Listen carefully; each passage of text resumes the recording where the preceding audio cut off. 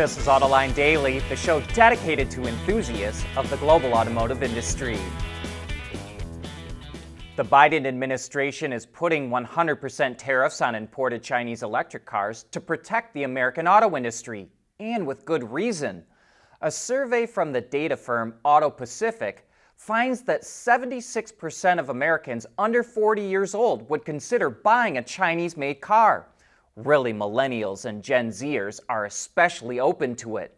Auto Pacific said it was surprised to find how many young people were aware of Chinese car brands, and they say that's thanks to social media. Older Americans, especially those over 60 years old, are overwhelmingly against buying a Chinese car. Even so, 25% of them would still possibly consider it. 16% of respondents said they'd be more willing to buy a Chinese brand if it was made in the US, and they're open to Chinese cars made in Mexico as well. Over 70% of respondents of all ages said they'd be worried about data privacy, but that wouldn't stop them from being interested in Chinese cars. Meanwhile, Europe is grappling with how to deal with Chinese EV imports, which now account for 19% of EV sales and are growing fast. European authorities are considering putting a 30% tariff on Chinese cars, up from 10% today. Mainly, they want to protect jobs. But German automakers in particular are against the tariffs because they fear China would retaliate against European cars, and the German automakers rely heavily on the Chinese market for a big chunk of their profits. Carlos Tavares, the CEO of Stellantis, also says there's no need for the tariffs and that European automakers just have to learn how to compete. But his solution to get competitive is to simply sell rebadged Chinese-made EVs from Leapmotor. So here's our Autoline insight. Politics and labor unions will probably win out in Europe.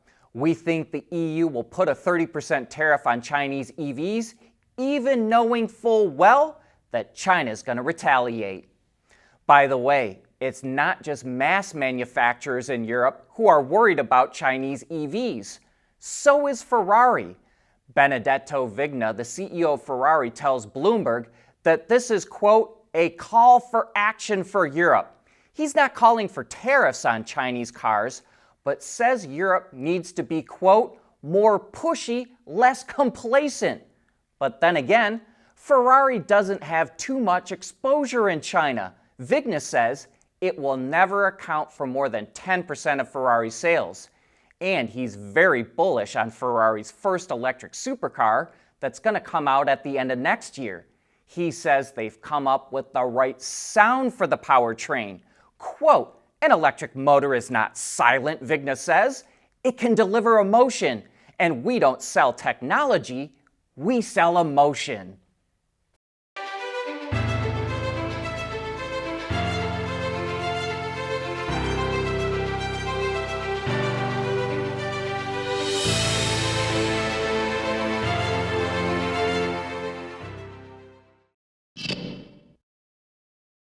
The global market for compact electric crossovers is going to be fiercely competitive because so many automakers have, are about to, or will offer a model to buyers.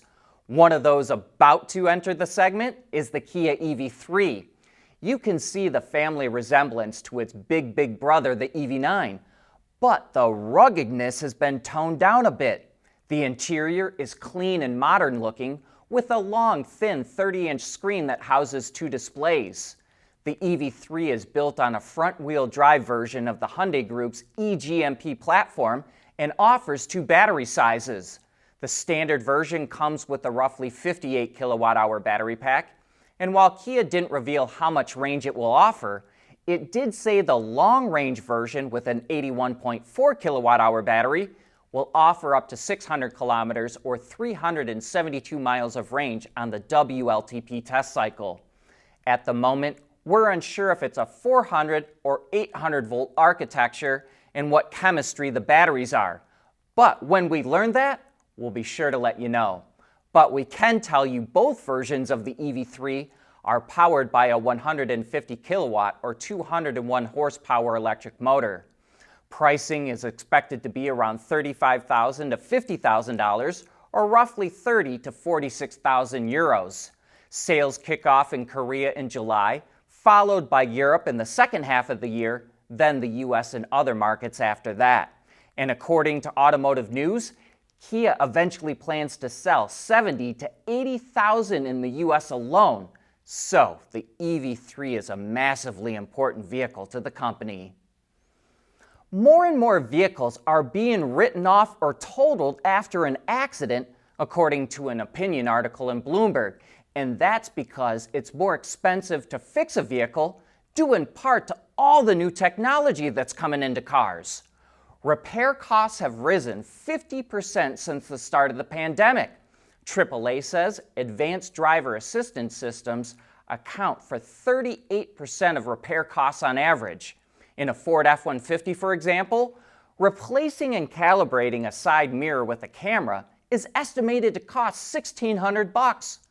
According to CCC Intelligent Solutions, 21% of vehicles were totaled following an insurance claim in the first quarter of the year, which is close to a record. And salvage firm Copart says the figure could rise to 30%. Most of the vehicles being totaled are old and not worth being repaired because it would cost more than they're worth. But instead of being broken up for scrap parts and metals, buyers in emerging markets are exporting and restoring the vehicles. Another day, another automaker is scaling back its EV plans. Nissan, Ford, and GM have all done so recently, and now we can add Volkswagen to the list. The automaker announced that it's delaying the launch of the ID.7 electric sedan in the US and Canada. The model was supposed to go on sale sometime this year, but now it's being delayed indefinitely. VW didn't say why it's delaying the ID.7 in North America, but we think it could be because it's a sedan, which don't sell well in this market. In addition to scaling back EV plans in North America, VW is also doing the same in Europe.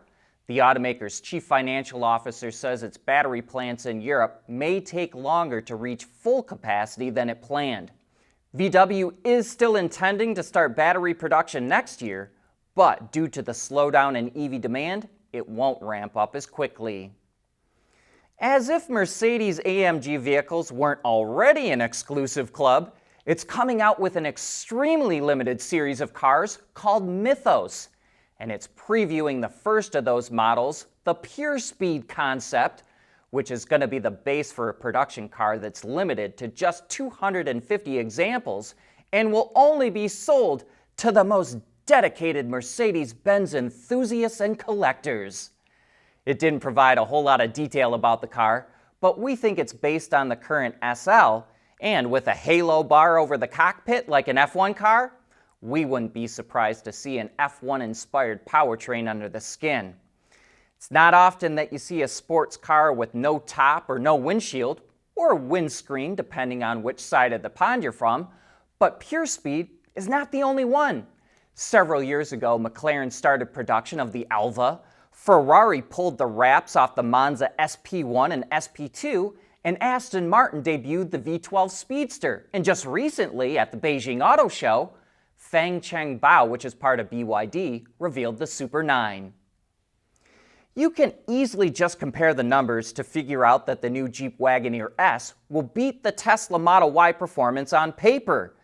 But Jeep must think there's no fun in that. It probably also wanted to get out in front of the dozens of YouTubers that are going to drag race the two EVs anyway, and just did it itself. Jeep produced a video with the two going head-to-head, and with an estimated 0 to 60 time of 3.4 seconds, the Wagoneer S just squeaks past the Tesla, which does 0 to 60 in 3.5 seconds. But then, Jeep hints that the two separate from each other because the Wagoneer S also offers some off-road capability. The real answer will come when the Wagoneer S goes on sale this fall. And speaking of Tesla, it just broke ground on its first mega factory outside of the US.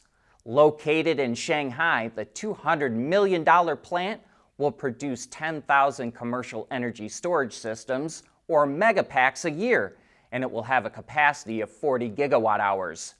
Full-scale production is expected to start in the first quarter of next year, and Tesla will also export the storage units, mainly in the Asia-Pacific region. And that brings us to the end of today's show.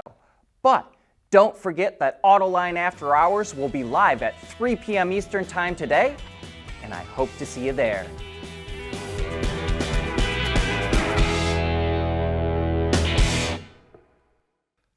Autoline Daily is brought to you by Bridgestone, solutions for your journey. Intrepid Control Systems, over-the-air engineering boost your game. Teijin Automotive Technologies, the formula for better mobility. And by ZF.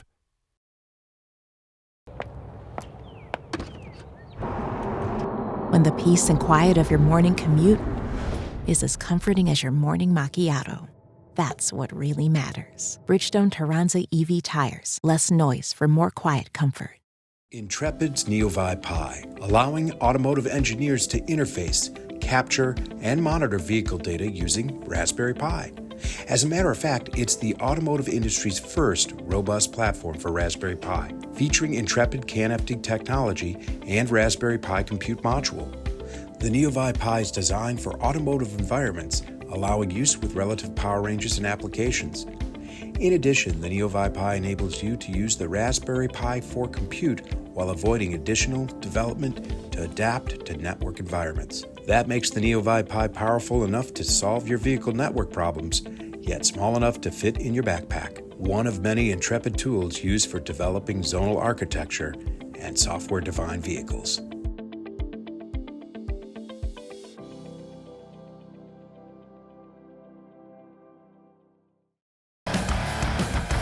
There's nothing wrong with heavy metal. Hey, lighten up. But with world-class composite material, Teijin Automotive Technologies makes vehicles lighter, safer, and more eco-friendly.